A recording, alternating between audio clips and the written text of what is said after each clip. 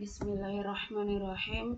Assalamualaikum warahmatullahi wabarakatuh. Oke, perkenalkan nama saya Indonesia Putri dengan NPM 24 35 10 400 dari kelas 4D, mahasiswa Teknik Informatika Fakultas Teknik Universitas Islam Riau. Pada video kali ini saya akan membacakan buku atau materi pemrograman web, yaitu tentang database persistence dan ORM. Nah, materi ini sangat penting banget untuk backend. Jadi saya harus paham bagaimana konsepnya sebelum saya masuk ke penjelasan berikutnya. Nah, jadi bukan sekedar menghafal, tetapi saya harus paham kenapa teknologi ini ada atau wujud. Oke. Pertama, kita akan masuk ke bab simpan menyimpan data. Nah, di industri sekarang ada dua kubu besar, yaitu SQL dan non-SQL. Oke. Nah, SQL atau RDBMS. Nah, ini merupakan seperti Excel. Ini macam Excel yang dimana ada baris dan kolomnya. Lalu kalau dari awal sudah men-set kolom A itu string ya.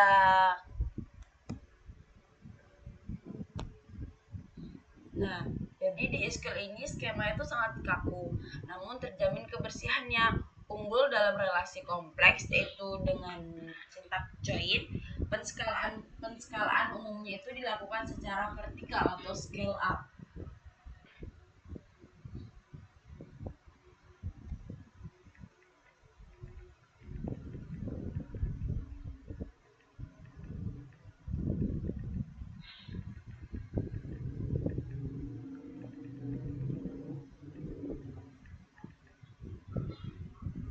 Nah, lanjut yang kedua, NoSQL atau document based.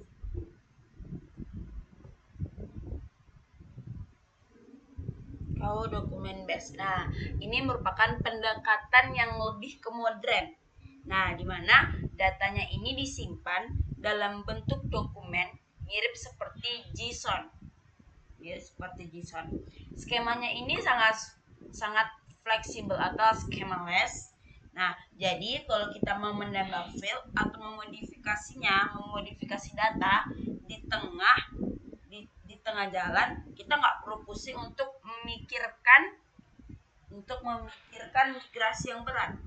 Nah, keunggulannya dalam NoSQL ini merupakan kita tuh bisa membuat scale out, yaitu scaling horizontal, alias kita bisa menambah server banyak dan cocok untuk big data.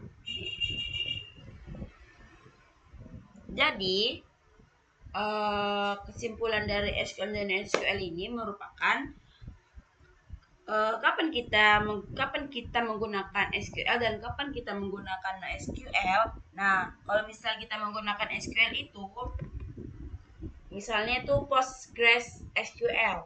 Nah, kalau sistemnya ini kita butuh untuk aturan ketat kayak aplikasi keuangan atau investasi barang. Nah, tapi kalau datanya tadi ini variatif sekali dan masuknya masif, kayaknya log server atau timeline media sosial mending langsung pakai SQL. Tuh. Lalu keputusan arsiteknya, gunakan SQL yang seperti saya tadi bilang. Kapan kita menggunakan SQL? Jika kita yaitu Postgres SQL, di mana untuk sistem dengan aturan ketat seperti keuangan dan inventaris. Nah, kapan menggunakan SQL atau misalnya MongoDB, yaitu untuk data yang bervariasi tinggi dan masif seperti log server atau media sosial. Oke, lanjut. mengenai relasi dan normalisasi, yaitu menghubungkan titik-titik data. Nah, gimana cara data tadi ini bisa terhubung? Ada beberapa istilah. Yaitu ada primary key, foreign key, normalisasi, dan 3 relasi utama. Nah, materi ini sebelumnya sudah dipelajari pada basis data semester 1 atau 2 gitu. Nah, primary key ini merupakan kunci atau primary key ini sebagai kuncinya atau identitas mutlak yang tidak bisa kita ubah gitu. Misalnya, kalau misalnya manusia, primary key ini KTP, karena satu KTP itu tidak sama dengan KTP lainnya gitu. Nah, jadi di data itu gitu juga ada satu primary key yang bisa membedakan data satu dengan data lainnya. Nah, saat ini disarankan menggunakan UUID atau CUID ketimbang Auto Increment ID demi keamanan dan kemudahan distribusi. Tuh. Yang kedua ada foreign key. Nah, foreign key ini merupakan jembatan merujuk ke data yang ingin dihubungkan. Nah, jembatan yang merujuk pada primary key di tabel lain. Foreign key tadi ini dilindungi oleh referential integrity untuk mencegah data yatim piatu. Jadi, data tadi ini masing-masing data pasti memiliki foreign key-nya agar dapat terhubung ke tabel lainnya. Nah, biar datanya ini nggak ada istilah itu data yatim piatu gitu. Nah, data anak ada, tapi data induknya itu udah dihapus gitu. Lanjut, normalisasi. Normalisasi ini adalah aturan untuk memecah tabel besar menjadi beberapa tabel kecil agar tidak ada duplikasi atau redundasi ya. Tujuannya itu menciptakan single source of truth, yaitu satu sumber kebenaran. Jadi ada tabel besar gitu, ada tabel besar. Nah, tabel tadi ini kita bagi menjadi ada namanya 1 NF, 2 NF, dan 3 NF. Nah, itu kita bagi menjadi 3 biar tidak adanya data yang redundansi atau secara duplikasi. Nah, dari sini tadi kita harus melihatnya dengan teliti agar tidak adanya salah letak atau salah penulisan. Oke. Di dalam relasi normalisasi juga ada yang namanya 3 relasi utama. Nah, 3 relasi utama itu bagaimana? Yaitu ada one to one, one to many, dan many to many yang membutuhkan tabel perantara atau junction table. Nah, maksudnya gimana one to many? Maksudnya itu satu tabel tadi ini terhubungnya ke satu tabel aja. Tuh. Terus itu ada one to many, artinya satu tabel ini dapat terhubung ke banyak tabel. Misalnya tabelnya ada 4. Nah, tabel yang pertama ini dia dapat terhubung ke 3 tabel yang lainnya. Seperti itu. Dan many to many, artinya tabel yang banyak tadi ini terhubung dengan tabel yang lebih banyak tabel banyak ini, beberapa tadi ini dapat terhubung ke tabel yang lainnya juga gitu. Oke. Lanjut ke janji suci transaksi atau ACID. Nah, sistem database. Oke. Sebelum itu bagian ini penting sekali karena merupakan janji. Ini penting banget karena kita harus memahami ACID gitu. Nah, ini sifat wajib database saat kita misalnya lagi transfer uang. Gimana jika kita mentransfer uang itu kita tidak melakukan kesalahan atau uang tadi ini bisa kepotong atau rusak ketika kita mentransfer uang di tengah jalan. Nah, bagian-bagiannya apa? ACID merupakan kepanjangan dari A. Atomicity, C. Consistency, E. Isolation, dan D. Durability. Nah, dari masing-masing huruf tadi ini ada pengertiannya. Atomicity artinya semua atau tidak sama sekali.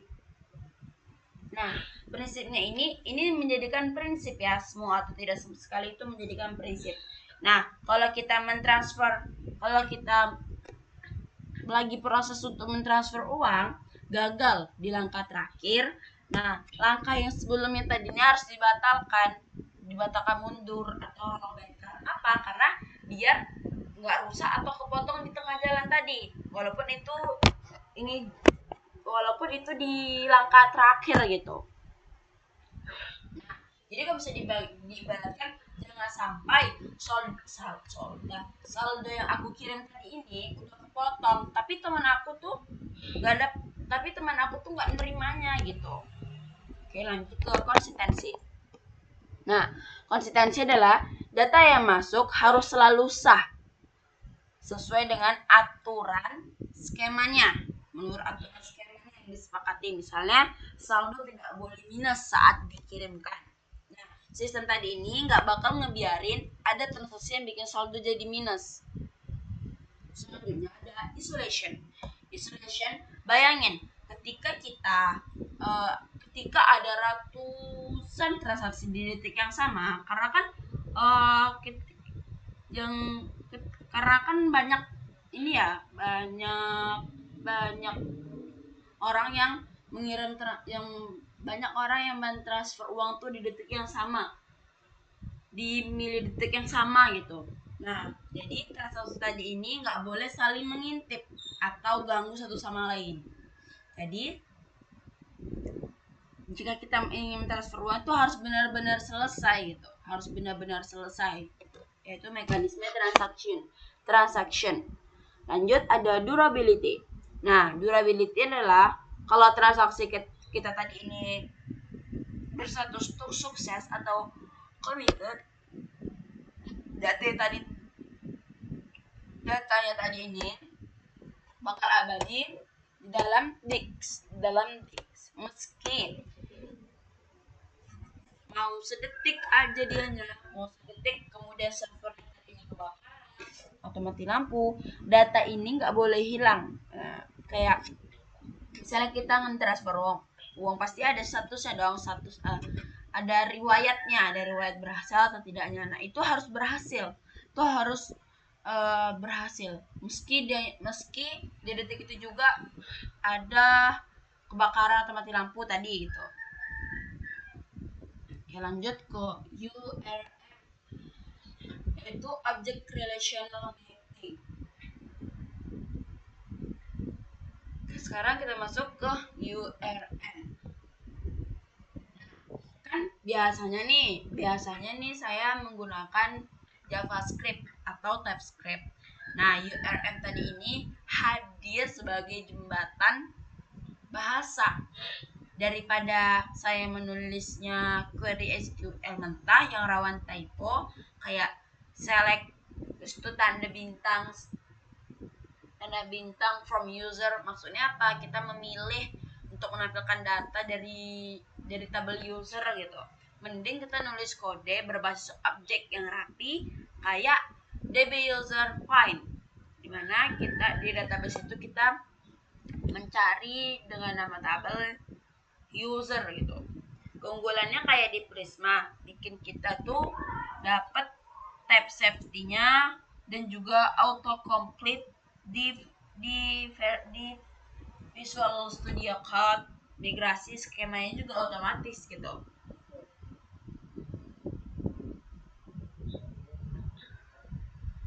Nah, tapi di URM tadi ini ada jebakannya. Ada jebakan Batman-nya, yaitu jebakan N+1 query. Artinya, ini bahaya utama untuk URM. Karena kalau kita mau ngambil 100 data induk, misalnya data user tadi, tapi URM-nya malah ngelakuin 100 query terpisah cuma buat nyari topik, nyari data anak, misalnya postingan user. Totalnya jadi 101 dong, karena kan D-nya tuh N+1 gitu. Yang ada itu malah mengakibatkan lemot parah. Solusinya bagaimana? Solusinya selalu pakai fitur eager loading, yaitu kalau di Prisma itu dia itu pakai include, atau kalau di SQL biasa pakai join gitu, biar data gabungannya itu langsung ditarik dalam satu query aja. Oh. Ya, lanjut, indexing atau jalan tol menuju data. Indexing ini adalah jalan tol menuju data.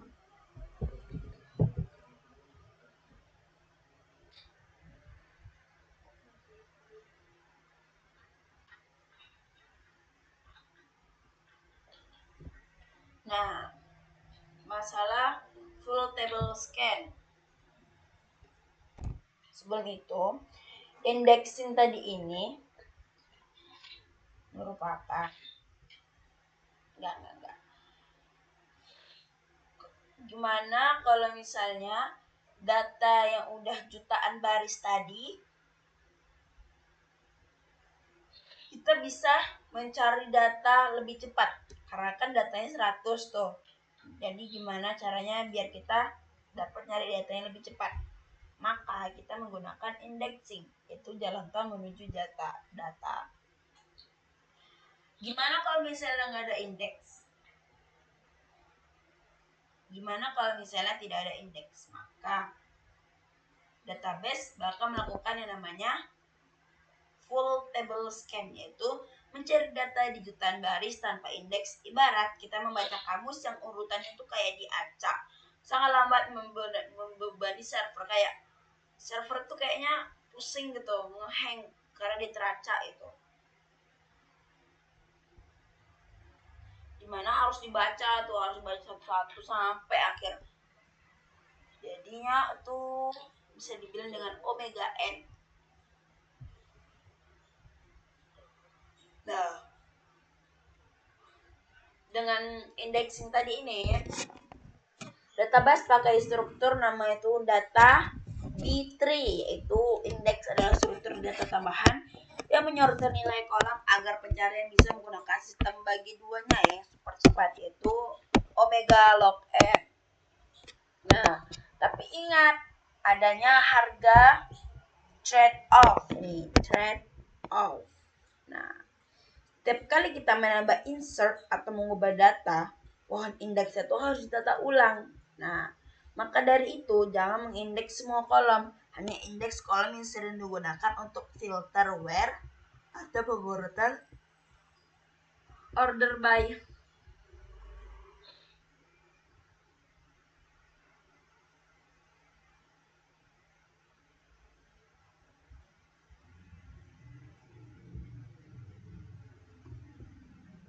Lanjut,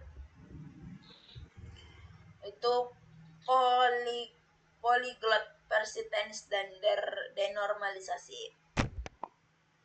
Nah, di era modern, perusahaan gede atau besar itu nggak cuma pakai satu jenis database aja. Nah, dimana pasti mereka menggunakan atau menerapkan namanya itu polyglot persistence dan denormalisasi.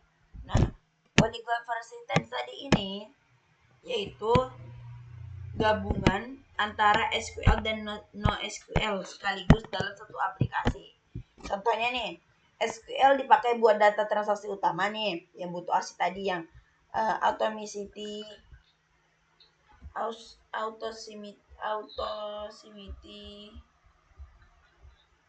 consistency, isolation, dan durability.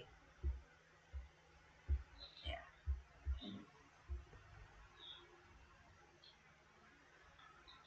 Nah, terus karena kan tadi kan gabungan antara SQL dan SQL. Nah, SQL tadi ini dipakai buat nyimpan log analitik atau katalog produknya.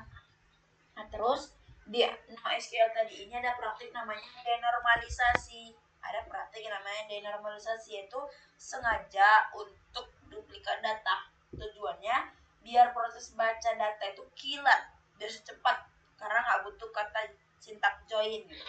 Tapi resikonya jadi mimpi buruk kalau konsistensi dari as tadi.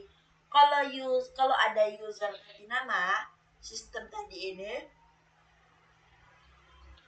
harus nyari dan memperbarui nama user tersebut di ribuan dokumen orders yang tersebar. Jadi tadinya harus hati-hati di sini. Nih, harus hati-hati.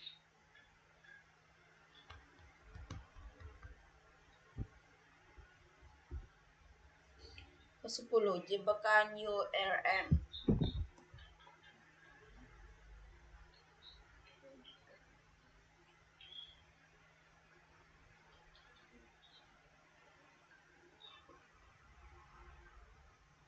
Nah, jebakan URM tadi ini dapat mengakibatkan abstraksi yang bocor, pintu darurat, dan aturan emas arsitek. Maksud abstraksi yang bocor itu ketika URM mencoba menyembunyikan kerumitan SQL di balik kode JavaScript, namun untuk query pelaporan analitik atau agregasi yang sangat kompleks, kode URM tadi ini justru bisa menjadi lebih lambat dan sulit dibaca daripada SQL aslinya. Yang kedua, sebagai pintu daruratnya raw SQL, URM modern seperti Prisma tadi dapat menyediakan fitur seperti $query raw untuk mengeksekusi string SQL mentah. Yang ketiga, aturan emas arsitek, di mana kita menggunakan URM untuk 95% operasi root, standar demi kecepatan dan keamanan penulisan kode, tetapi jangan ragu untuk menulis raw SQL pada 5% operasi sisanya demi mendapatkan performa yang maksimal. Nah, URM tadi ini memang mantap buat 95% operasi tadi demi kelancaran atau kecepatan kerja. Tapi ingat konsep jebakan URM tadi untuk query analitik atau agregasi yang kompleks banget, kode URM tadi ini justru bisa lebih lambat, daripada SQL aslinya. Jadi aturan emasnya 95% pakai URM biar cepat, tapi jangan ragu untuk pakai yang pintu darurat tadi biar kasus tadi ini dapat kompleks demi performa maksimal.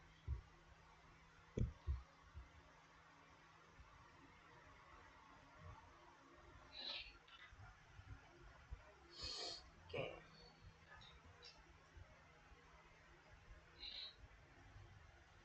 Beda performa atau composite index dan explain. Composite index merupakan indeks gabungan.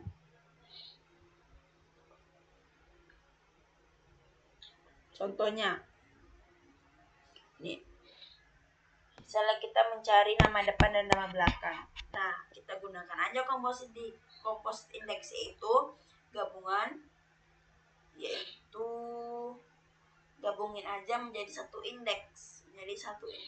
Tapi ingat, leftmost prefix rule. Kalau indeksnya A, B, dia cuma bisa dipakai buat nyari A aja atau A atau B. A dan B barengan. Kalau nyari B sendirian, indeksnya nggak bakal jalan efisien. Urutan kolom pas bikin indeks itu jadi krusial.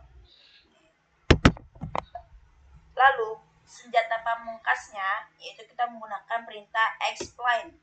Tambahkan kata explain di depan query SQL Anda untuk melihat rencana eksekusinya dan database tanpa benar-benar menjalankannya.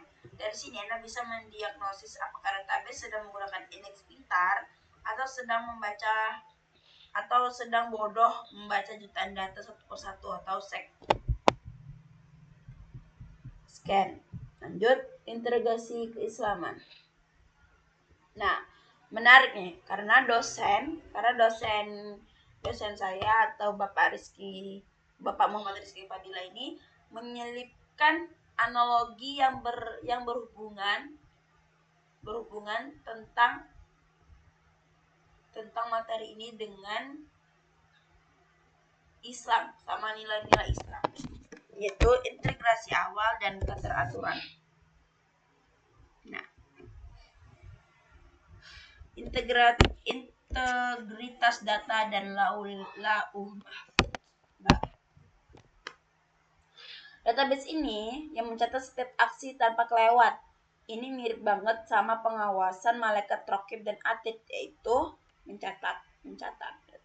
Pemahaman ini melatih muraqabah, kesadaran kalau ketika kita menginput perbuatan kita di dunia, maka tercatat abadi dan persistence sampai yaumul hisab nanti. Nah, itu juga dengan database-nya. Ketika kita melakukan suatu kesalahan, maka aset tadi ini bakal menyatatnya. Tuh. Lanjut, yaitu asid dan itqan. Ketika tadinya integritas asid sejalan dengan prinsip amanah dan itqan atau profesionalisme,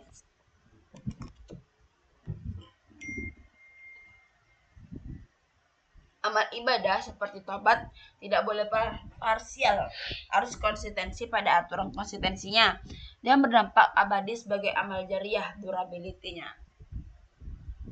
Jadi nggak boleh setengah-setengah, harus semuanya, harus kita jalankan integritas asid tadi, automaticity, konsistensi, isolation, dan durability. Lanjut, indexing dan hari perhitungan. Nah, indexing tadi ini jika kita hubungkan dengan nilai Islam itu sama dengan yang namanya hari perhitungan. Dimana kecepatan pengambilan data ini melalui indeks adalah analogi dari hisab yang cepat bagi mereka yang amalnya tertib dan lurus. Berbeda dengan manusia tanpa arah, maka hisabnya ini berat dan lama dan melelahkan juga.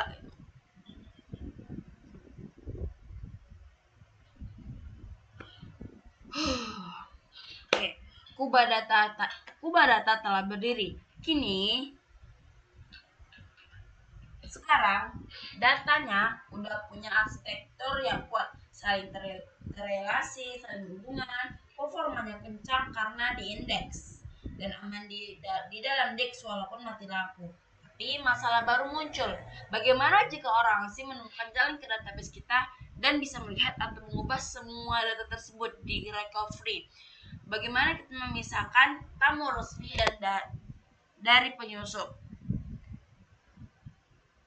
Nah, itu bakal kita bahas di bab 12 selanjutnya, yaitu tentang modern authentication dan security. Nah, di bab itu saatnya kita memasang gembok dan satpam digitalnya untuk kita dapat memisahkan antara tamu resmi dari penyusupnya.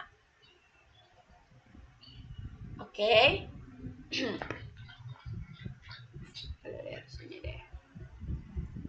Nah, di buku pemrograman web ada beberapa soal evaluasi yang dapat kita kerjakan nantinya untuk mengevaluasi bagaimana kita memahami materinya.